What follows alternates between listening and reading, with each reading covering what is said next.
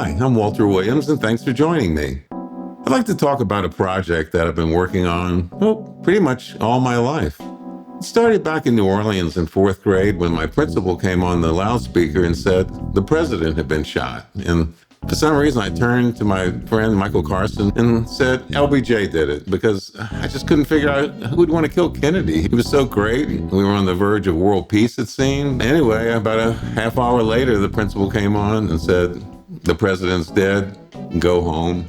So I went home to an empty house and stayed fixed on the TV for the next several days. That night, they brought in the killer.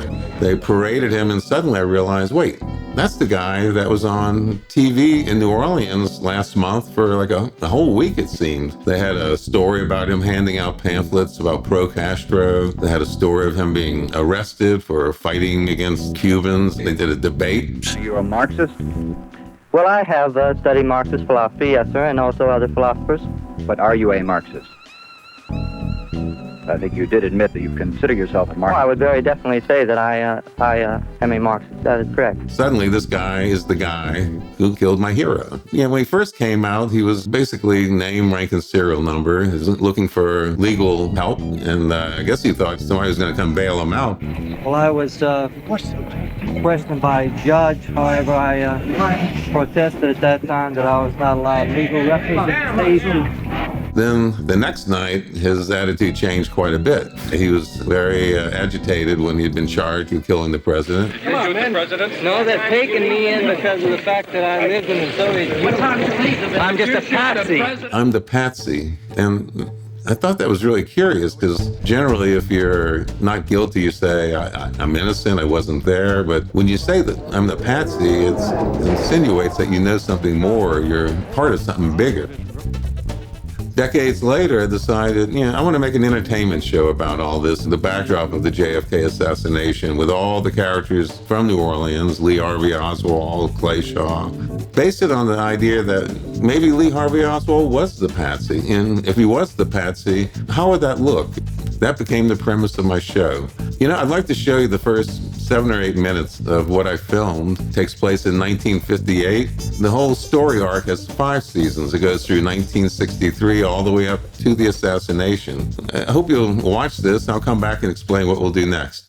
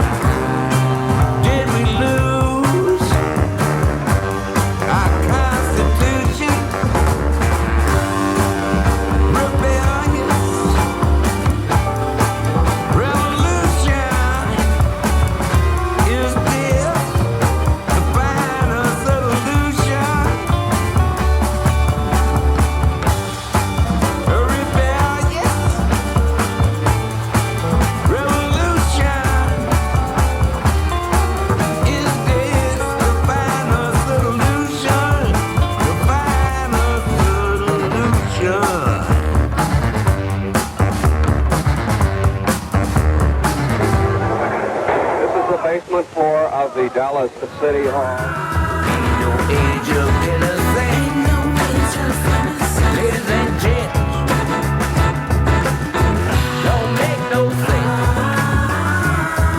In an unseen CIA,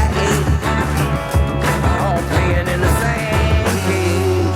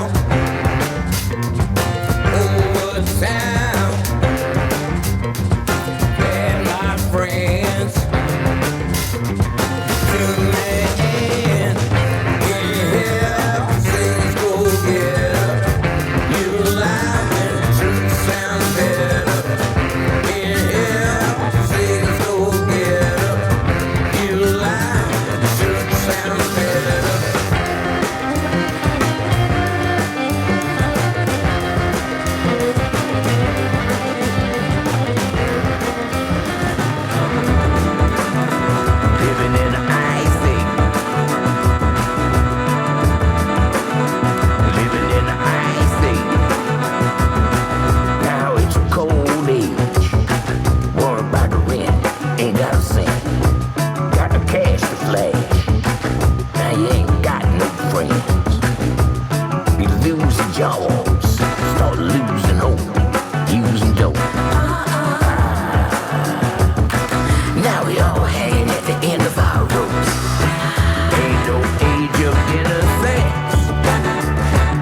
Innocent chance. Don't make no sense. Seen and unseen. KKK, CIA, all playing in the same game.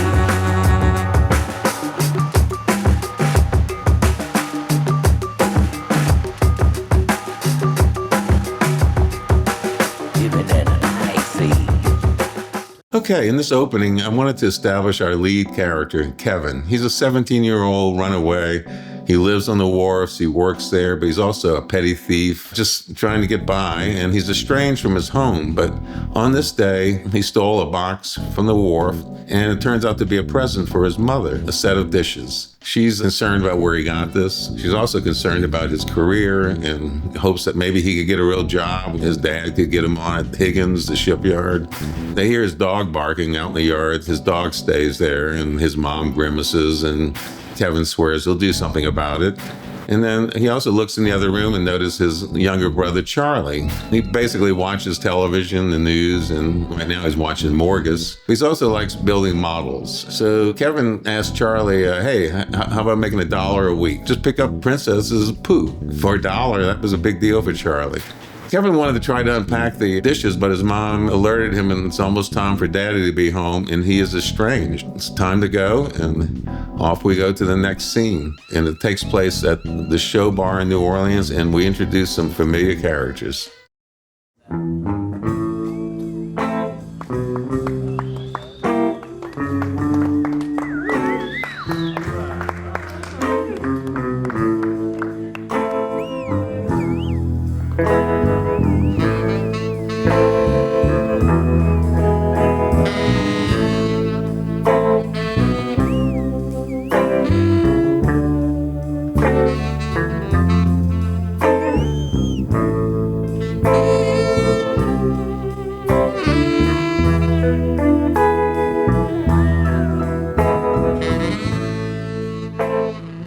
Minsk, I didn't sign up. You signed up to protect the US of A. And look, buddy, you're the only guy I got who speaks Rusky. So Minsk it is.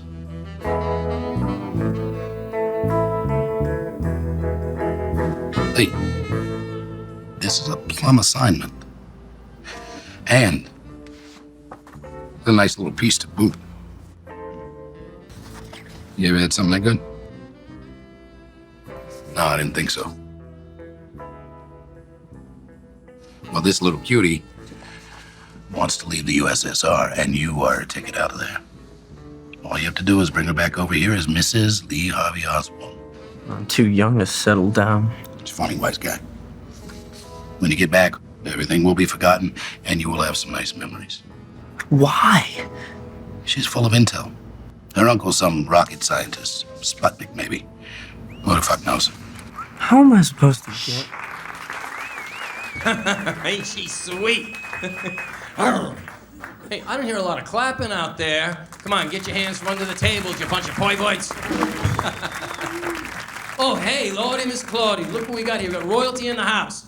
Ladies and gentlemen, Mr. Louis Prima. Come here. Come on up here and show us how it's done. Come on, you're not getting out of here without giving us a little tune. Don't make me call the boss. Okay, you're not getting out of here until you sing one little tune. Oh, and hey, look, it's his royal queen, Keely.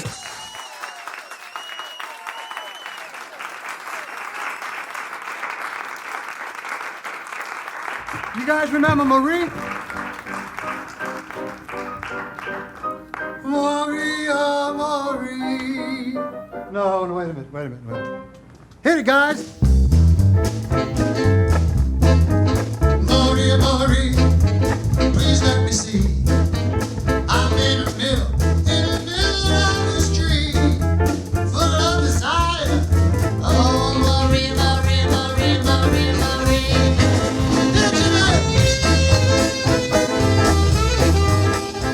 How in the hell am I? Lee, calm down. Have I ever let you down before? Look, this is gonna be a walk in the park. Ferry's gonna fly you over to Havana. He's gonna have everything you need. All you have to do is hop on the Moscow Express, young comrade.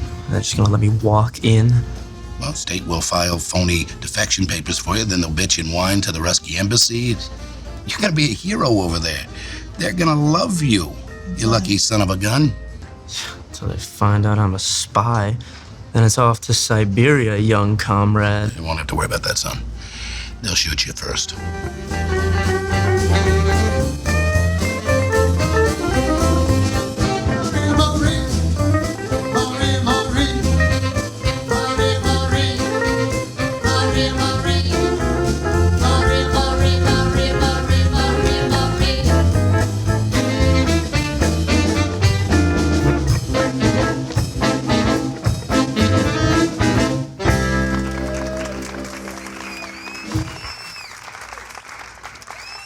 Stick around for the night shift.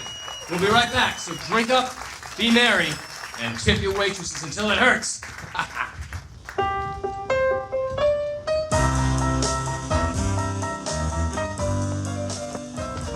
Dutch! Hurry! Oh, man. What's going on, man? When the hell are you in here, man? They still make me piss across the street. You know, I got my ways, you know. Well, you bet you got your ways. First colored man to graduate LSU Law School. Partner with AP Turo. Got that beautiful honey for a wife. Yeah, look out now. Brother, I'm so proud to know you. Man, are you kidding? I would give my left not to do what you do up there, man. Stop It's great. it, man. Got your own jazz rolling, brother. Yeah, that's all right, but still don't like the way they make you use another restroom, you know? Shit, man. Only reason why they let me in here is because I'm cheap hired help. Look, catch this. You ever hear this cat, Sonny Rollins? Sounds familiar with sax player from New York, right? Right. Okay. I'm sitting in with him late at the Dewdrop. Really? Yeah, man, he's in town trying out some new shit. Okay. Let's share a cat. Man, you got a deal. All right. Come on, man. Let's go. Good old Dutch. Better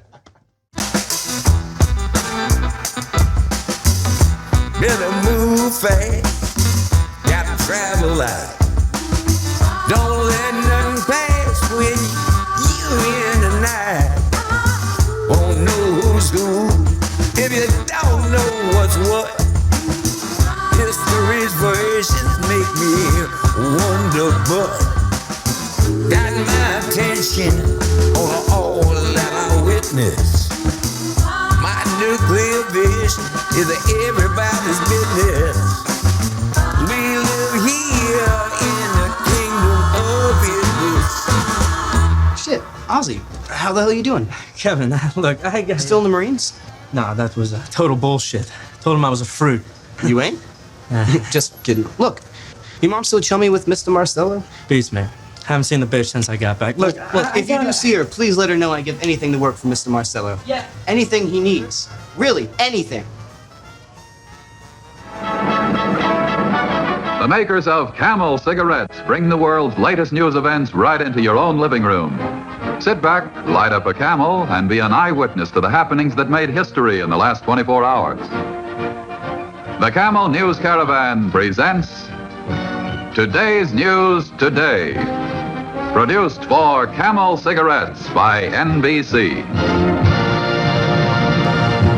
Ladies and gentlemen, a good evening to you. Testimony concluded today in the Senate investigation of mob racketeering activities in the coin slot industry. Lead attorney Robert Kennedy's interrogation was rebutted time and again as Carlos Marcello, the reputed crime boss of New Orleans and the South, invoked the Fifth Amendment 35 times within 15 minutes, refusing to answer simple questions about his occupation, national origins, and even his name or age. Your testimony here this afternoon, your complete indifference to the fact... His older brother, Senator John F. Kennedy, had no better success as the hearings drew to an end in a stalemate, with little to show for all of the committee's efforts. From his stronghold in the wild Sierra Maestre Mountains, the forces of Castro's 26th of July movement have grown vastly, their power enlarged by captured and surrendered Army weapons. Nearly 5 years of hit-and-run warfare are crippling the economy of the regime, and many experts are only questioning when, not if, Batista will be toppled. Okay, later this night, we join Dutch, and that's Dutch Morial, who becomes mayor of New Orleans not too long after, at the Dewdrop Inn. And that's like a safe harbor for visiting black musicians and artists. And it's also a concert hall where blacks and whites join together in the audience to appreciate this New Orleans music. This night, Sonny Rollins is visiting from New York. Dutch's friend Horry is jamming with him, and Dutch is just really impressed with the whole scene. Then afterwards, he meets Sonny backstage and finds out that Sonny was supposed to stay at the Monteleone Hotel, but they canceled his reservation because his section was under renovation, and Dutch immediately got angry, his section meaning the black section. So he goes down to Monteleone and causes a big scene explaining who Sonny Rollins is, and causes such a scene that the police come to break it up. Sonny kind of sneaks out. He didn't want to make a deal out of this, and Horry joins him and tells him what Dutch is really serious about, his activism. Sonny appreciates that. Then Horry asks if, hey, where are you going to stay? Because the Dewdrop Inn has a few rooms. It is a hotel, so he could stay there that night. Sonny hears some music down the street. Well, that's Bourbon Street. So Sonny, well, let's have a little looky, and they head on down. Meanwhile, a few blocks away at Jackson Square, Kevin visits a fortune teller, or so we think.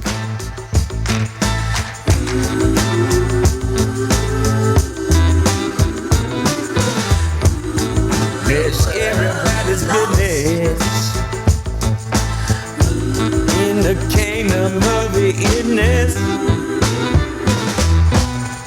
Can I get a witness? Have you found the man you're looking for? I ain't looking for no man. A gorgeous babe, maybe. He's a fortune teller. Where is she? Choose your path.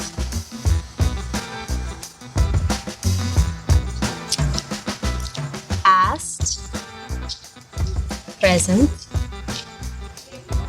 and future. Now, you choose. I sure as hell don't want any more of my past. Future. I see a man, dark, powerful, I ain't looking for no man. a man with a horn. You'll know him when you see him. Now this is your present.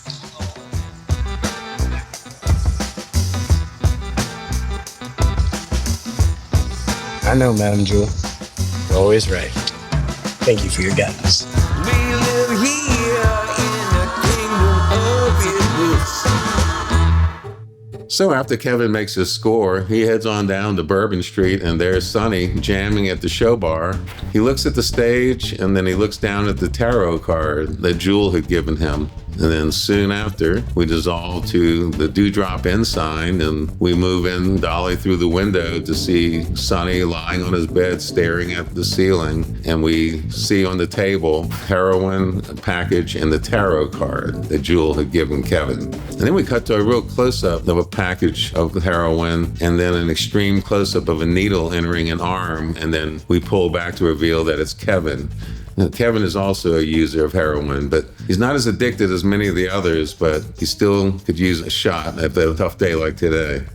So the next morning, we join Sybil Morial. She's Dutch's wife, and she's a school teacher at an elementary, a segregated school in New Orleans.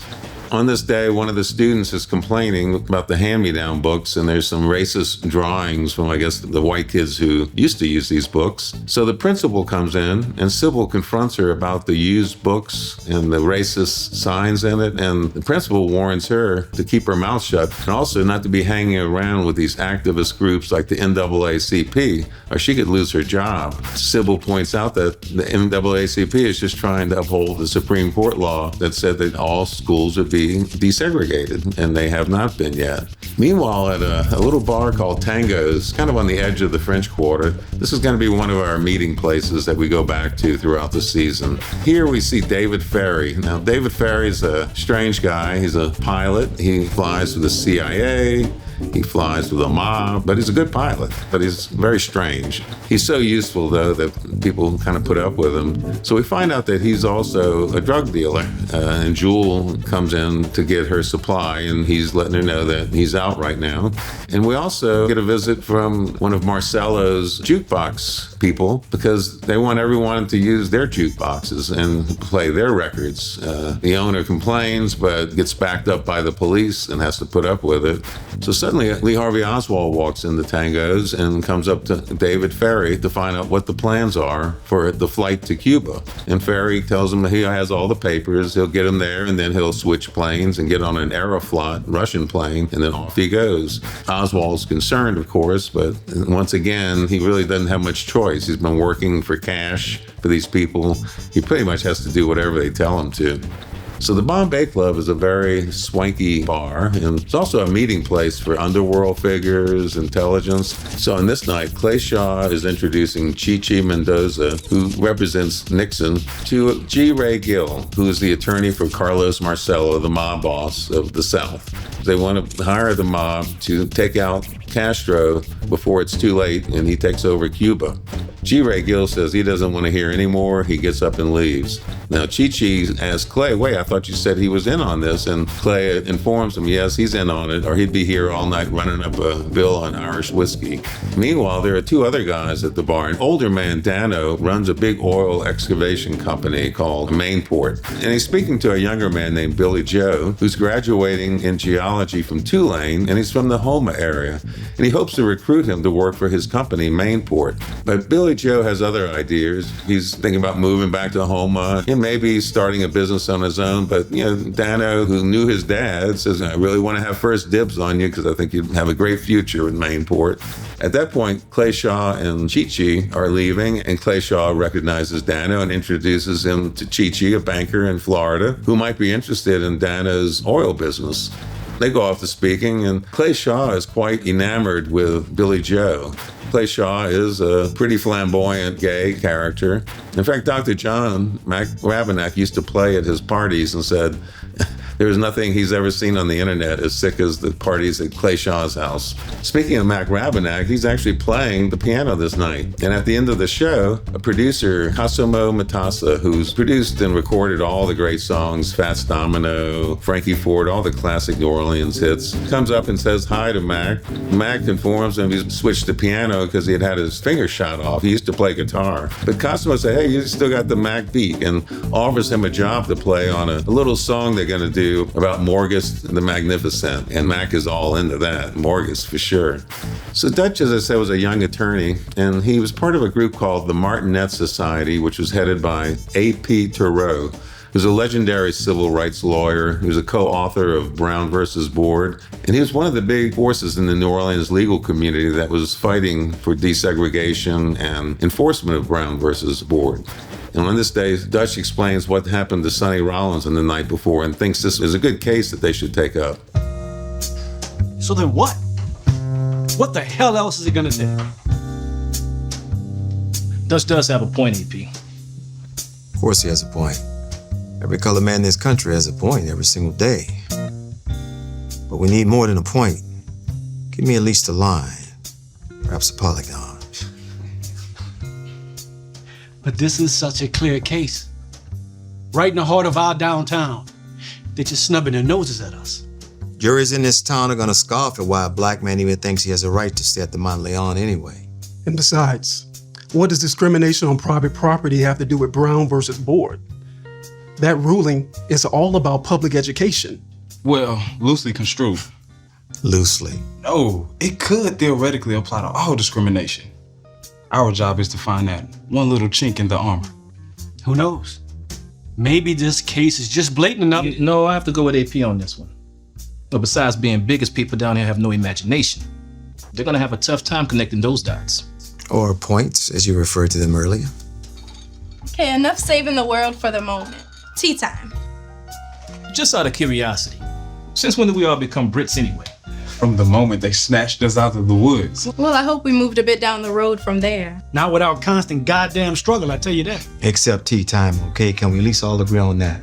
Now, I do know the struggle, though. I'm on the verge of losing my job just associating with you fellas. Excuse me?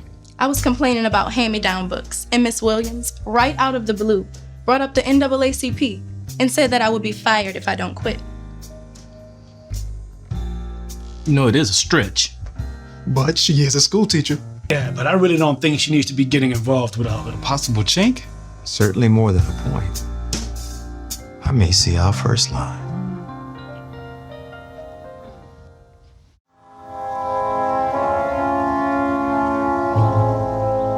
Our Cuban cat has 9 lives. Let's hope he doesn't have a 10th.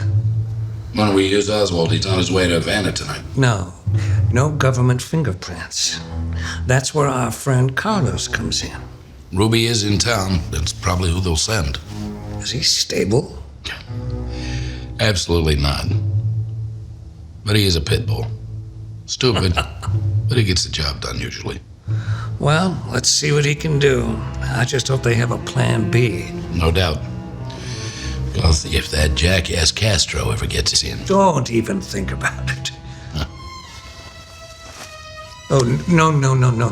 What the fuck, Clay? You smoke like a fucking chimney. Not in the house. I detest the vile smell. It's all about the high anyway.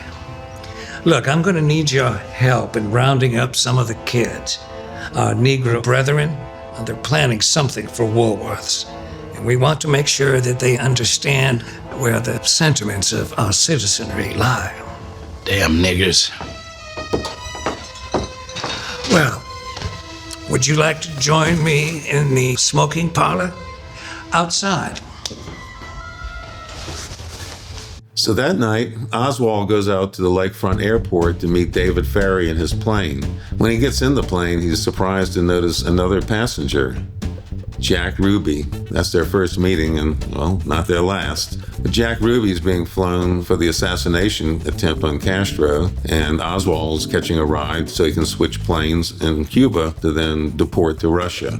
Meanwhile, at the Deja Vu Club, it was a local hangout for the artists, writers, painters like Noel Blackmore, dancers like Chris Owens. So on this night, Madame Jewel came in the bar, and she and Mac and Kevin and Noel and a couple of others sat at the bar, and Jewel was dealing cards, and then she turned one over, and on the back of the card were 7 little micro dots, LSDs supplied by the CIA, David Ferry.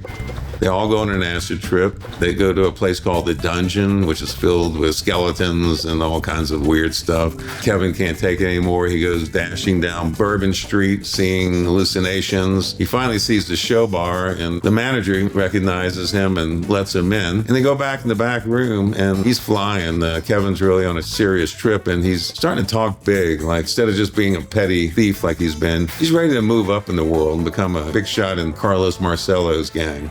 So Kevin tells Bruno about a plan to rob the Katzenbestoff drug vault.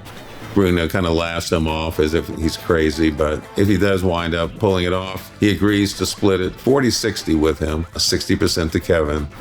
Back in Havana, Ferry pulls up his plane near a gate that has a tree next to it, and he instructs Oswald to go jump that fence, and he'll be next to the terminal, and then from there, he should know what to do. Meanwhile, at the Morials, you said it yourself. The man is a legal genius. Yes, of course. Did you see his eyes light up when he talked about your case? What case? I don't have a case. I'm happy where I am. Just trying to help a few underprivileged kids. Why not help a whole bunch of kids? Like every school kid in Orleans Parish. Oh, you and your grand... It's not my vision. It's AP's. And you see how Brown versus the boy... But I haven't been fired. Yet. Oh, come on. You don't expect me to purposely... No, absolutely not. I'm just expecting Sybil to be Sybil. Okay, Mr. Fortune Teller.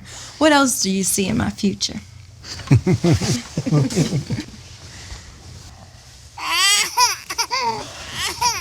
No. You just gotta let him cry. I'll be back.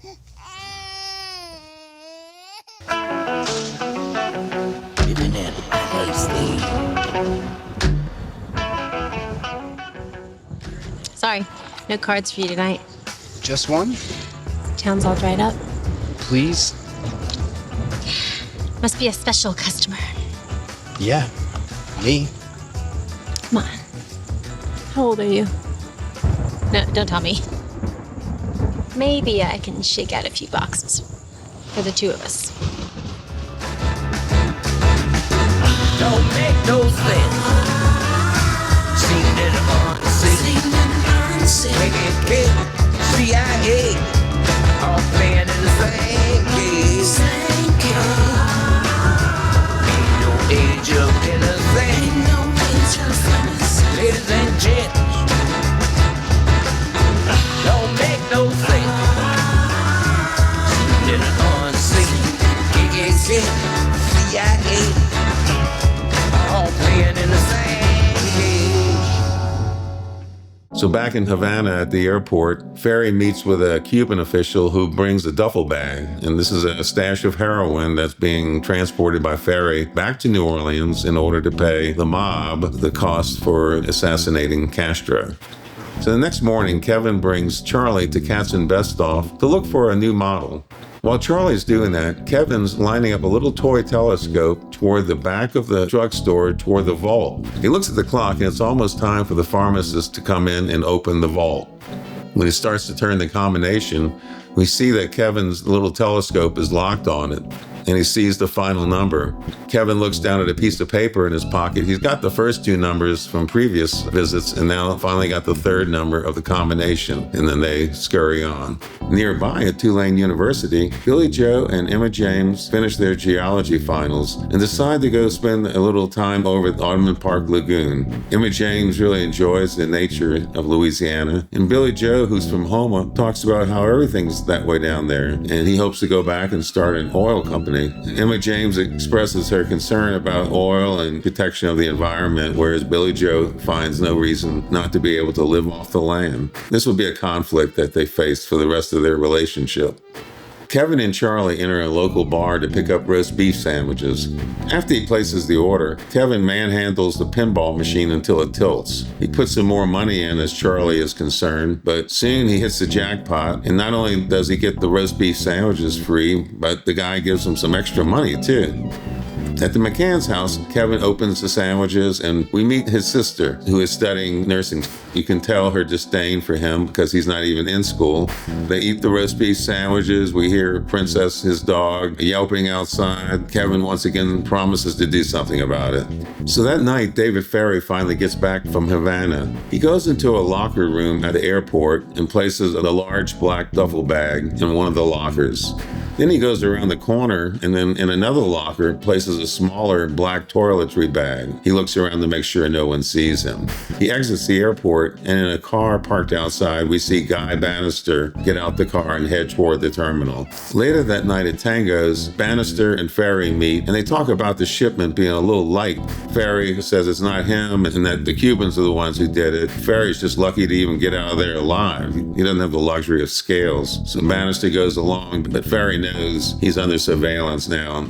Late that night at Katz and Bestoff, we see Kevin jump off a tree and land on the roof and make his way toward the air conditioner. He's dressed in black and has a black backpack. He unbolts a couple of legs holding the unit and moves it aside, revealing a small duct, just big enough for him to fit down. He crawls down into the store, makes his way to the safe, quickly runs the combination. He opens the drug vault and fills his black sack with as many pill bottles as possible, and then makes his way out. Meanwhile, a police car is passing by and notices a little bit of movement inside. He shines a light to see Kevin's feet as they go crawling back up to the roof. Kevin knows he's been discovered and quickly heads toward the trees.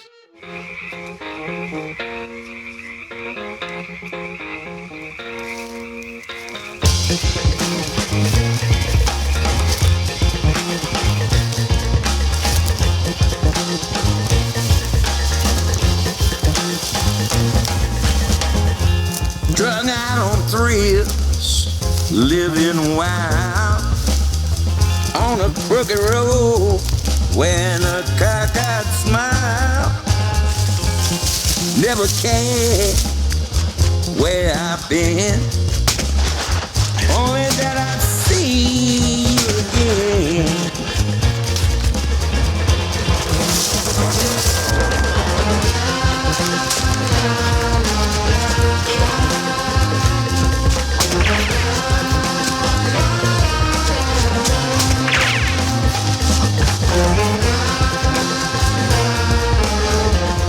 Soon after, outside his sister's window, we hear knocking. She opens the window and Kevin says he needs help quick. It is her brother, after all, and she heads out to the garage to meet him. She sees a bullet wound, tightens the belt that Harry has there, pours some alcohol on it, and then plunges a pair of pliers into it to grab the bullet out. The whole time, Kevin is screaming and writhing in pain. He tries to explain that it was an accident, but she knows it's up to no good. Before he exits, he notices that the box of dishes that he brought to his mom, all the dishes are broken inside. Evidently his dad had found them. Back at Kevin's apartment, we see a close-up of a hypodermic plunging into a wound. When we pull back, we see it's a bottle of penicillin that Kevin had robbed from the drugstore. Later that night, Kevin walks over to the show bar and enters the back room to see Bruno. Bruno had seen the news and wondered if that was Kevin, and Kevin had acted innocent. But he opened the bag to show all the drugs inside, accompanied by a list of what was inside and the street value of each. And he said that would be $10,000. Bruno laughs him off, but realizes it's the real stuff. So he offers $5,000 and Kevin accepts it. Later that night, Kevin wants to convert his newfound funds into some major drugs, heroin.